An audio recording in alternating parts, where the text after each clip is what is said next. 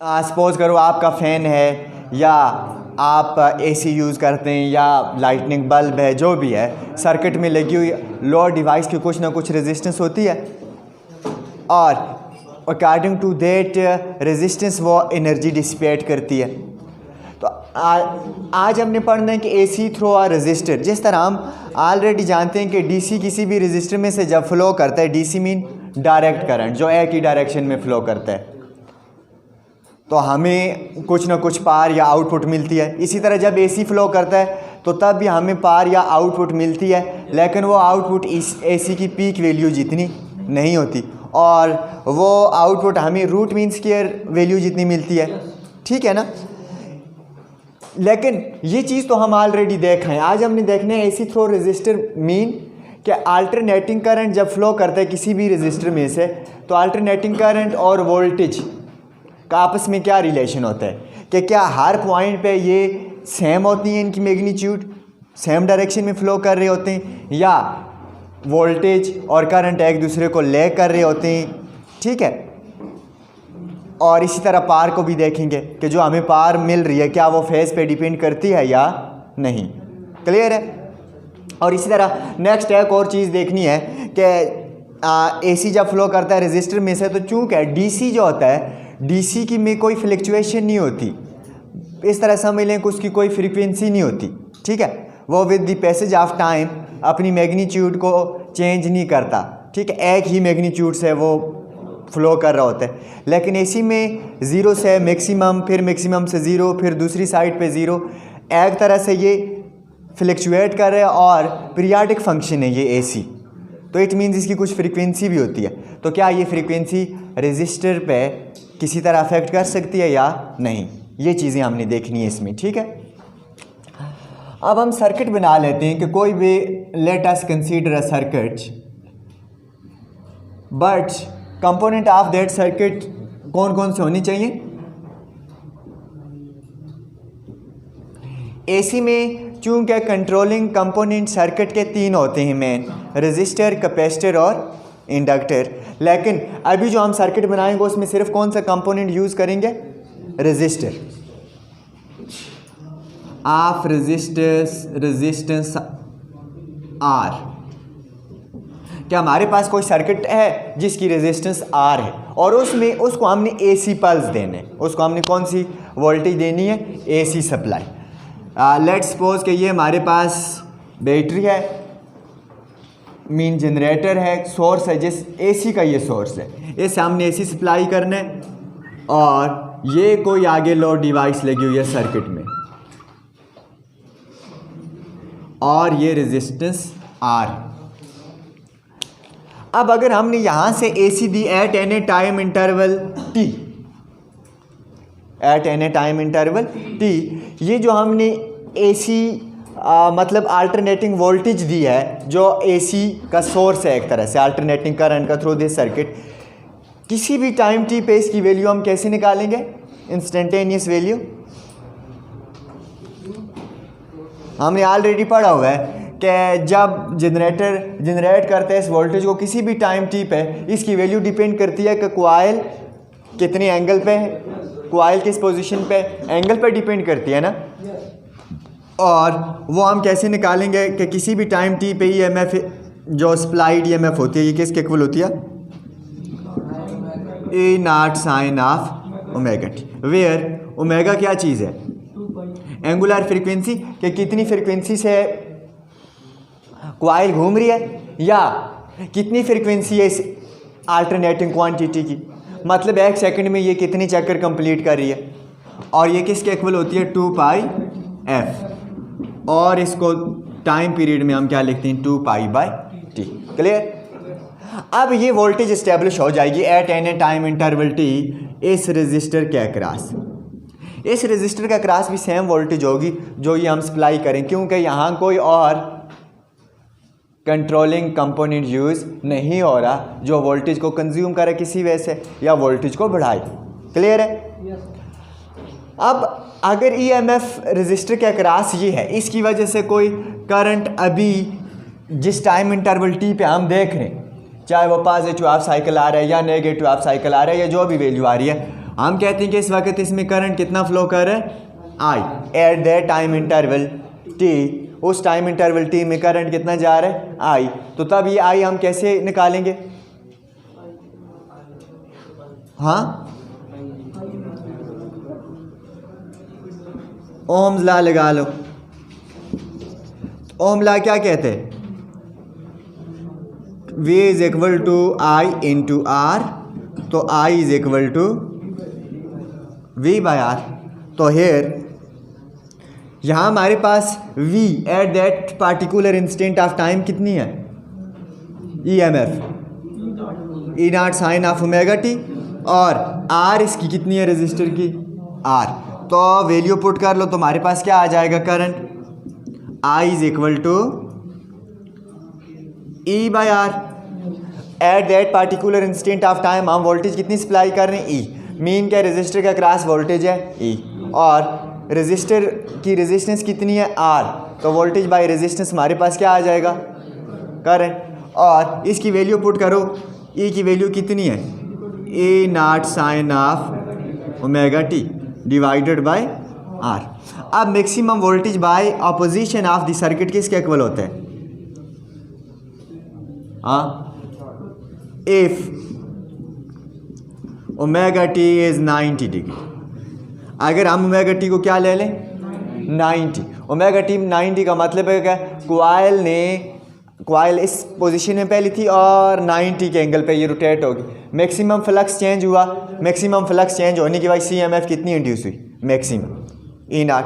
Clear है, तो उस वक्त करंट कितना होगा, EMF सोर्स ऑफ करंट, तो करंट कितना होगा, मैक्सिमम होगा। यहाँ वैल्यू पुट कर लो तो ओमेगा साइन ओमेगा टी आ रहा है 90, तो साइन 90 की वैल्यू क्या होती है 1, तो इट मीन साइन 90 पे मैक्सिमम वैल्यू है साइन की। तो अगर ये मैक्सिमम वैल्यू तो इट मीन्स करंट की भी मैक्सिमम वैल्यू होगी, ये दो चीज़ें तो कांस्टेंट होगी, तो करंट फिर क्या बन जाएगा, मैक्सिमम, जो कि इसके इक्वल आ जाएगा ए नॉट बाय आर, क्योंकि साइन 91 हो जाएगा। अब अगर ये मैक्सिमम करंट हमारे पास आ रहा है, मैक्सिमम वोल्टेज बाय आर, तो फिर इंस्टेंटेनियस करंट क्या आ जाएगा, इसकी जगह वैल्यू पुट करो I not sine of omega T. अब ये दो इक्वेशन हमारे पास मेन बन गई कि किसी भी टाइम टी पे रेजिस्टर के अक्रॉस वोल्टेज और करंट, रेजिस्टर के अक्रॉस वोल्टेज और करंट हम किस फार्मूले से निकाल सकते, और वो दोनों हमारे पास इक्वेशन आ गई। वोल्टेज की eight any particular instant of time क्या इक्वेशन बन रही है, maximum voltage into sine of omega, इसको इक्वेशन 1 कहते हैं। और करंट की वैल्यू क्या बन रही है, maximum current into sine of omega T, इसको इक्वेशन 2 कहते हैं। अब ये दोनों वोल्टेज और करंट जो अल्टरनेटिंग क्वांटिटीज़ आ रही हैं, ये हैं किसी पार्टिकुलर इंस्टेंट टी पे रेजिस्टर के अक्रॉस। अब मुझे देख कर ये बताएं क्या इनमें कोई फेज डिफरेंस आ रहा है, हाँ, अभी EMF का फेज कितना है, ओमेगा टी, करंट का फेज कितना है, ओमेगा टी, दोनों का फेज क्या है, सेम। अगर दोनों का फेज सेम है तो कौन सी क्वांटिटी आगे जा रही होगी और कौन सी क्वांटिटी पीछे होगी, दोनों हर पॉइंट पे सेम फेज में होंगी, ना तो एक क्वांटिटी आगे जाएगी ना दूसरी पीछे। ठीक है, इसका मतलब है फेज डिफरेंस दोनों में कितना होगा, फेज डिफरेंस 0 होगा। फेज डिफरेंस क्या होगा, 0। तो अगर फेज डिफरेंस 0 है तो both current and voltage across a resistor are in phase, के दोनों क्वांटिटीज़ किस में, सेम फेज में है, there is no phase lag or phase lead. अब यहाँ से जर्नल हम क्या डिराइव कर सकते हैं कि if we have a circuit that contains only one component that is resistor, if we have a pure resistive circuit, कौन सा सर्किट हमारे पास हो, pure resistive circuit, then both EMF and electric current are in phase, दोनों electric current और EMF हमेशा क्या रहेंगे, एक ही फेज में होंगे। एंड अगर ये दोनों एक फेज में ही, it means at any particular interval of time magnitude of AC is same as magnitude of alternating current की मैग्नीट्यूड किस जैसी होगी, ईएमएफ जैसी। कि अगर किसी पर्टिकुलर इंस्टेंट ऑफ टाइम पे ईएमएफ मैक्सिमम है तो उसी टाइम पे करंट भी क्या होगा, maximum. If at any time EMF is zero then current at that particular interval of time will also be zero. Clear है। अब इस चीज़ को हम दो वे से शो कर सकते हैं, एक तो वेव डायग्राम हमने पढ़ी और दूसरी फेजर डायग्राम, तो दोनों से हम शो करेंगे। अब सबसे पहले हम लिख लेते हैं वेव रिप्रेजेंटेशन।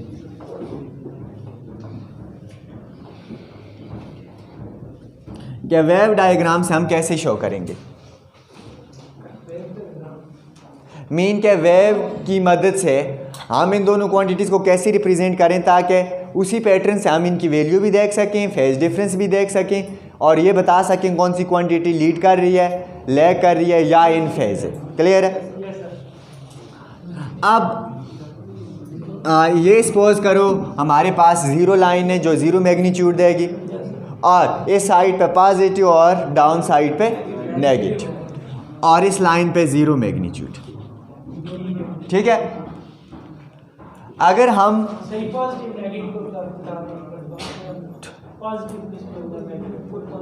पॉजिटिव मीन कि अगर एक डायरेक्शन में हम वैल्यू को पॉजिटिव लें तो उसके अपोजिट डायरेक्शन में वैल्यू नेगेटिव होगी। अगर हम ये हाफ साइकिल पॉजिटिव लें इस डायरेक्शन में जो इस लाइन से ऊपर है तो इस लाइन से जो नीचे दूसरी डायरेक्शन में होगा वो नेगेटिव होगा। अब लेट्स सपोज हम t is equal to zero से स्टार्ट करते हैं। आप एंगल की फॉर्म में भी बात कर सकते हैं और टाइम की। तो टाइम की फॉर्म में हमने ऑलरेडी पीछे पढ़ा हुआ है प्रीवियस लेक्चर में, यहाँ हम डायरेक्ट एंगल की फॉर्म में बात करेंगे क्योंकि हमें जस्ट फेज बताना है। Let's suppose omega T zero है, अभी क्या है ओमेगा टी ज़ीरो है। अगर ओमेगा टी ज़ीरो है तो इस वक्त ईएमएफ कितनी हो जाएगी, sine zero zero zero multiply anything zero, तो ईएमएफ ज़ीरो। फिर मैं कहता हूँ कि इस टाइम पे जाके ओमेगा टी हो जाता है 90 या पाई बाय 2, तो पाई बाई 2 यहाँ मैं पुट करूँगा साइन पाई बाई 2 तो ई की वैल्यू क्या आ जाएगी, मैक्सिमम, क्योंकि साइन पाई बाई 2 पे मैक्सिमम होता है। लेट्स सपोज ई की मैक्सिमम वैल्यू है ई नाट और वो ये है। क्लियर। अब नेक्स्ट टाइम पे पाई बाई 2 के बाद कौन सा एंगल आता है, पाई। अब मैंने ओमेगा टी पुट किया पाई तो साइन पाई पे क्या हो जाएगा, ज़ीरो, तो ईएमएफ क्या हो जाएगी, ज़ीरो, तो इट मीन्स अगेन ईएमएफ होगी ज़ीरो। तो ग्राफ बना लो ये। क्लियर। अब इसके बाद पाई के बाद जब मैं पुट करता हूँ ओमेगा टी के एंगल अब कितना हो गया, 3 पाई बाई 2 270, तो 3 पाई बाई 2 पे साइन की वैल्यू क्या आएगी, -1, -1 इंटू ई नाट माइनस ई नाट मीन दूसरी डायरेक्शन में मैक्सिमम। तो दूसरी डायरेक्शन में मैक्सिमम सपोज मैं कहता हूँ कि यहाँ से यहाँ तक ये वैल्यू मैक्सिमम आ रही है माइनस ई नाट, तो इस पॉइंट पे फिर ये। अब 3 पाई बाई 2 के बाद मैं क्या पुट करता हूँ, omega T is equal to 2 pi, तो 2 पाई पुट करूँगा साइन 2 पाई क्या होता है, ज़ीरो, तो अगेन ईएमएफ क्या हो जाएगी, ज़ीरो, तो ईएमएफ अगेन ज़ीरो, तो ग्राफ ये बन गया और एक साइकिल कंप्लीट हो गया, एक साइकिल कंप्लीट। और ये सिंपल, इसके पीछे कहानी वही है, मैथमेटिकली इसको हमने रिप्रेजेंट किया। कहानी वही है कि सबसे पहले कॉइल कैसी थी, यूँ इसकी डायरेक्शन थी, फ्लक्स चेंज कितना था, ज़ीरो, तो फ्लक्स चेंज ज़ीरो था, ईएमएफ भी ज़ीरो। जो कॉइल ने रोटेट करना स्टार्ट किया, फ्लक्स में चेंजिंग आना स्टार्ट हुई, ईएमएफ इस्टेब्लिश होना स्टार्ट हुई।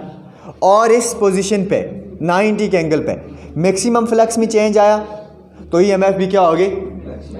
अब अगेन यहाँ से जो ही रोटेट करेगी कॉइल तो अगेन किस तरफ जा रही है, अपनी ओरिजिनल पोजीशन की तरफ। It means change and flux reduce हो रहे, रिड्यूस हो रहा है तो ईएमएफ भी क्या होगी, कम होती होती जो ही अपनी पहली वाली पोजीशन में कॉइल चली जाती है तो अगेन चेंज एंड फ्लक्स कितना होगा, ज़ीरो, तो ईएमएफ भी क्या होगी। अब अगेन यहाँ से आगे जब कॉइल रोटेट करेगी तो फिर फ्लक्स में चेंज आएगा, लेकिन अब नेगेटिव डायरेक्शन में चेंज आ रहा है, तो चेंज आ रहा है तो ईएमएफ इस्टेब्लिश हो रही है। तो इस पोजीशन में अगेन मैक्सिमम फ्लक्स चेंज हो रहा है, तो इस पोजीशन में मैक्सिमम फ्लक्स चेंज हुआ तो ईएमएफ क्या होगी, मैक्सिमम। और यहाँ से आगे जो ही रोटेट करेगी तो अगेन ओरिजिनल पोजीशन की तरफ जा रही है, तो कम होते होते जो ही ओरिजिनल पोजीशन में जाएगी चेंज इन फ्लक्स क्या हो जाएगा, ज़ीरो, तो ईएमएफ अगेन क्या होगी, ज़ीरो। क्लियर। अब इसी ही ग्राफ पे करंट को शो कर लो। अब देखो करंट हमारे पास क्या है, पहले ये बात थोड़ी सी देख लो कि since I is equal to I not sine of omega t. Clear. Phase तो इसका भी डिपेंड, मैक्सिमम मिनिमम वैल्यू किस पे डिपेंड करेगी, ओमेगा टी। लेकिन हम ये देखते हैं क्या करंट की मैक्सिमम वैल्यू और वोल्टेज की मैक्सिमम वैल्यू सेम है, इक्वल होंगी, या वोल्टेज की मैक्सिमम वैल्यू करंट की मैक्सिमम वैल्यू से ज़्यादा होगी। हाँ, इक्वल नहीं हो सकती। क्यों? क्योंकि जब हम वोल्टेज सप्लाई करते हैं तो जो वोल्टेज है वो अपोजिशन के ख़िलाफ़ वर्क भी करती है ना, एनर्जी, तो करंट एक तरह से वोल्टेज से कम ही होगा। जितनी अपोजिशन ज़्यादा होगी करंट की मैग्नीट्यूड इतनी कम होगी। क्यों?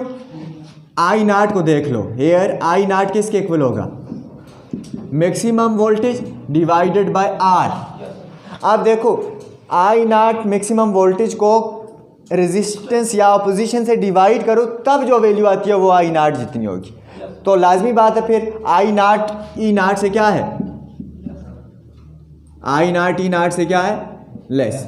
इसका मतलब है जब इसी ग्राफ पे हम करंट के लिए ग्राफ बनाएंगे तो पीक वैल्यू आएगी तो उसी टाइम जिस टाइम ईएमएफ क्या आ रही है वो हमें पता चल जाएगा।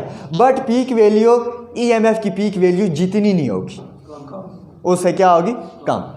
तो इसका मतलब अगर उससे कम होगी तो फिर अगर ई नाट ईएमएफ वोल्टेज की यहाँ से यहाँ तक है, करंट की कहीं यहाँ से यहाँ तक होगी।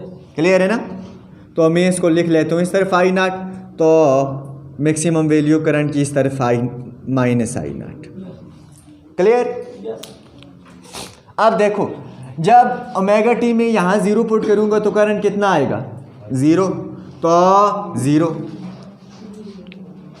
अब ओमेगा टी को मैंने पाई बाई टू पुट किया तो करंट कितना आ गया, आई नाट। तो मैं कहता हूँ पाई बाई टू पुट किया तो करंट आ गया जी आई नाट पाई बाई टू पे। अब जब मैं पुट करूँगा omega t is equal to pi, pi put करूँगा यहाँ तो साइन पाई क्या होगा, ज़ीरो, साइन पाई ज़ीरो, तो I is equal to zero again. तो अगेन करंट क्या हो जाएगा, ज़ीरो। तो अब ग्राफ इसका कैसे बनेगा,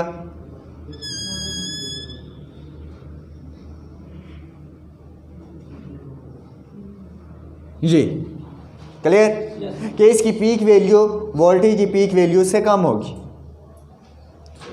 लेकिन दोनों सेम टाइम में पीक पे होंगी, दोनों सेम टाइम में ज़ीरो पे होंगी, अगेन सेम टाइम पे ज़ीरो पे होंगी। इसका मतलब है जा तो दोनों साथ रही हैं एक ही फेज़ में, ठीक है, कोई आगे या पीछे वाला चक्कर नहीं है, बट वैल्यू डिफरेंट, दोनों की वैल्यू अपनी अपनी है, ठीक है। अब इसके बाद जब मैं पुट करता हूँ omega T 3 pi by two यहाँ से 270, तो साइन की वैल्यू क्या बन जाती है, -1, तो आई की वैल्यू क्या बन जाएगी, माइनस आई नाट। क्या 3 पाई बाई टू पे आई की वैल्यू क्या बन गई, माइनस आई नाट। क्लियर। और अगेन 2 पाई पुट करूँगा तो आई क्या हो जाएगा, 0। तो ग्राफ कैसा बनेगा,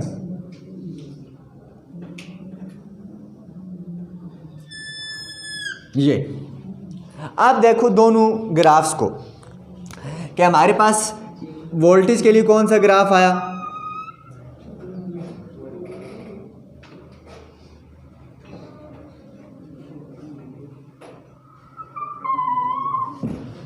ये हमारे पास ईएमएफ का ग्राफ और ये हमारे पास करंट का ग्राफ है। दोनों में कोई डिफरेंस आ रहा है फेज का, नो।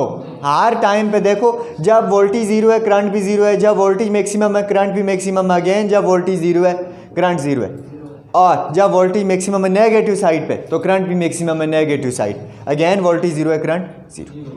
पॉजिटिव साइकिल जब वोल्टेज का है तो करंट का भी पॉजिटिव साइकिल है, जब वोल्टेज का नेगेटिव साइकिल है करंट का भी नेगेटिव साइकिल है। It means both are in phase, there is no phase difference. तो ये कौन सी रिप्रेजेंटेशन हुई?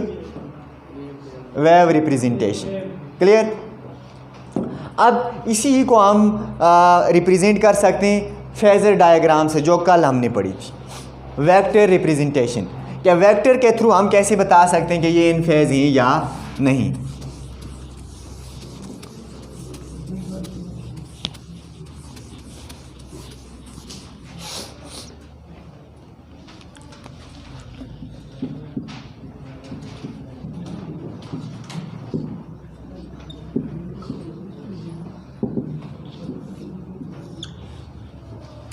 अच्छा, फेजर डायग्राम में हमने ये पढ़ा है कि हम हर क्वांटिटी को किससे शो करेंगे? एक वेक्टर से शो करेंगे। उस वेक्टर की टेल उस क्वांटिटी की पीक वैल्यू या रूट मीन स्क्वायर वैल्यू जितनी होनी चाहिए। क्लियर?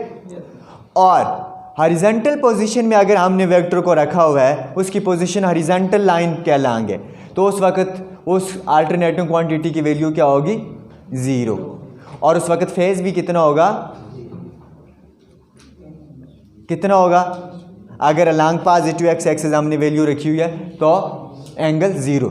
उसके बाद हमने कहना है कि अब हमने उन वेक्टर्स को रोटेट करना है एंटी क्लॉकवाइज डायरेक्शन में। तो एंटी क्लॉकवाइज डायरेक्शन में हम उसी ही फ्रीक्वेंसी से रोटेट करेंगे जितनी फ्रीक्वेंसी अल्टरनेटिंग क्वांटिटी की है। तो फिर किसी भी पॉइंट पे वो वेक्टर उस क्वांटिटी की मैग्नीट्यूड भी बताएंगे। और अगर हमने दो क्वांटिटीज़ की फेजर डायग्राम बनाई है तो उन दो क्वांटिटीज़ के दरमियान फेज डिफरेंस भी बताएंगे कि क्या फेज डिफरेंस है या नहीं। क्लियर?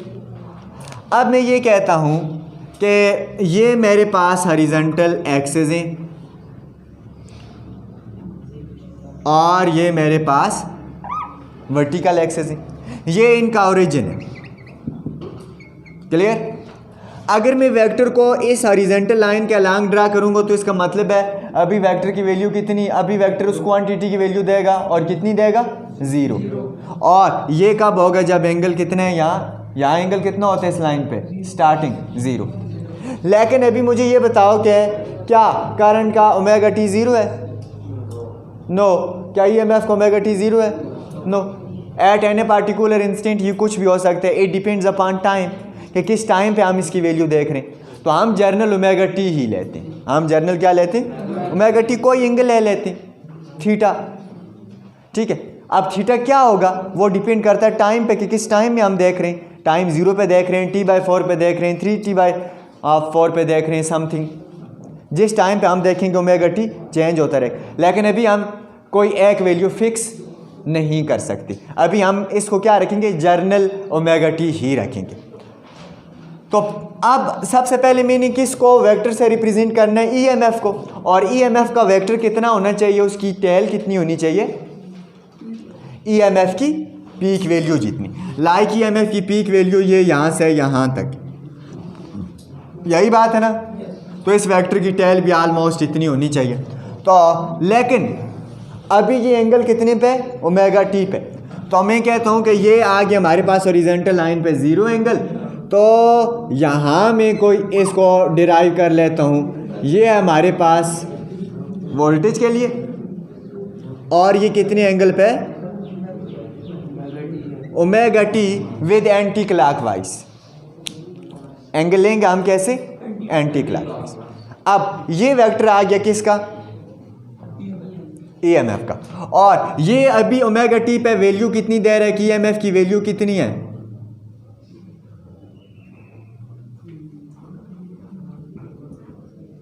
ये यहां तक EMF की कितनी वैल्यू है?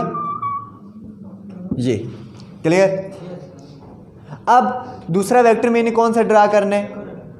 इलेक्ट्रिक करंट का। लेकिन करंट की पीक वैल्यू देखो वोल्टेज की पीक वैल्यू से क्या है? कम। वोल्टेज की पीक वैल्यू से अगर कम है करंट की पीक वैल्यू, तो इस वेक्टर की टेल भी क्या होनी चाहिए? स्मॉल। तो मैं एक और वेक्टर इसके ऊपर ड्रा कर लेता हूँ, बट विद स्मॉल टेल। और ये वाला वेक्टर किसको, ये इसकी टेल किसको शो करती है? I0। ये करंट के लिए मैंने यहाँ इस लाइन को ऊपर क्यों ड्रा किया? क्योंकि इसका भी एंगल कितने है? हॉरिजॉन्टल लाइन से ओमेगा टी, तो हॉरिजॉन्टल लाइन से ओमेगा टी यहाँ ही बन रहा है।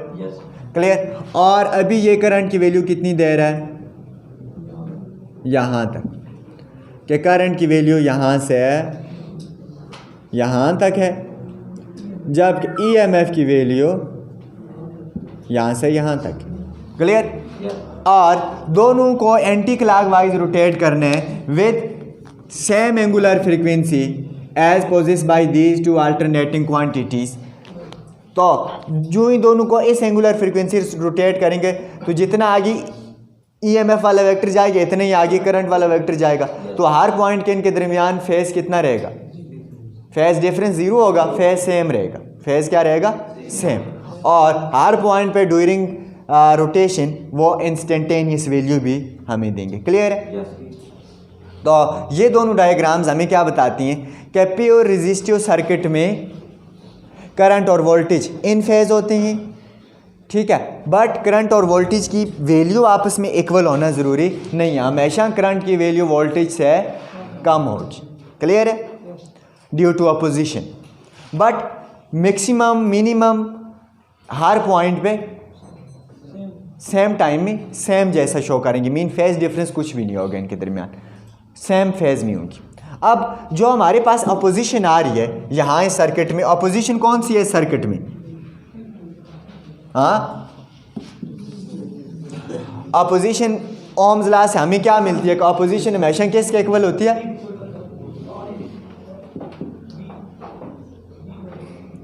वोल्टेज टू करंट रेशियो के इक्वल होती है। अपोजिशन हमेशा किसके इक्वल होती है, वोल्टेज टू करंट रेशियो। अब यहाँ वोल्टेज और करंट को अगर आप डिवाइड करो तो हमारे पास आएगी ये अपोजिशन। क्लियर है।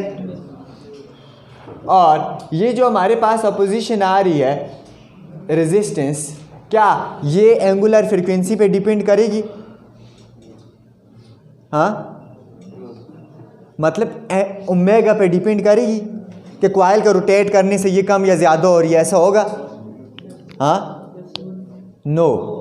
कॉइल रोटेट कर रही है तो उसकी रोटेशन से रेजिस्टेंस पे क्या इफेक्ट पड़ना है, कोई इफेक्ट नहीं पड़ेगा, बात समझ रहे ना। लेकिन मैथमेटिकली कैसे लिखेंगे कि मैथमेटिकली हमें पता है ईएमएफ एट एनी इंस्टेंट क्या होती है और आई एट एनी इंस्टेंट क्या होता है, तो omega t sine omega t cancel, तो आर क्या आ गया, maximum peak value of voltage to the peak value of current. अब मुझे बताओ क्या पीक वैल्यू क्या कम या ज़्यादा होगी वोल्टेज की, नो, पीक वैल्यू तो कम या ज़्यादा नहीं होगी। इसी तरह करंट की पीक वैल्यू ड्यूरिंग रोटेशन कम या ज़्यादा होगी, नो।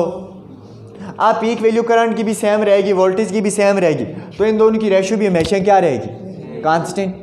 अगर इन दोनों की रेशियो कांस्टेंट रहेगी तो इट मीन्स आर की वैल्यू क्या आएगी, फिक्स्ड, कांस्टेंट।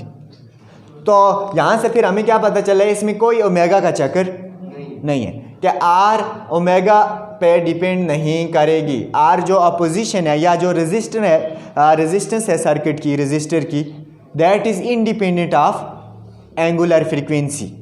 आर इज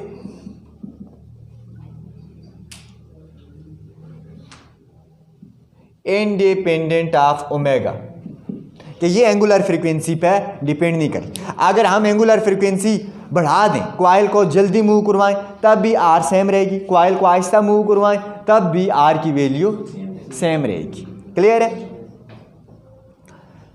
अच्छा, इसी तरह जब हम पावर निकालते हैं तो हमारे पास पावर क्या आएगी फिर, कि कितनी पावर इस सर्किट ने हमें दी,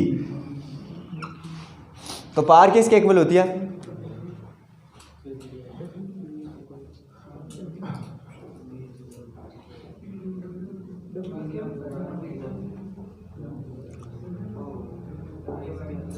पावर किसके इक्वल होती है, और वो तो वर्क मैकेनिकल पावर होती है ना, ये इलेक्ट्रिकल पावर।